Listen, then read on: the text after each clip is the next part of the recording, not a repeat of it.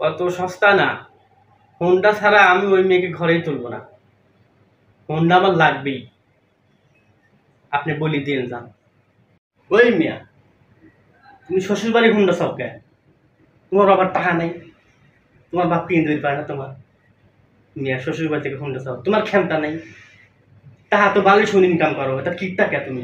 তুমি আমার একজন বদনাম করো। এত ক্ষমতা থাকে তুমি হোন্ডা কিনে দাও, তারপর বুঝবা নি। তারপর দেখি ওই বাড়িতে কি দেয় না দেয়। হোন্ডা তো আমি কিনবারই পারি, হোন্ডা কিনি না। হোন্ডা কিনলে আমার একটা মান সম্মান আছে না?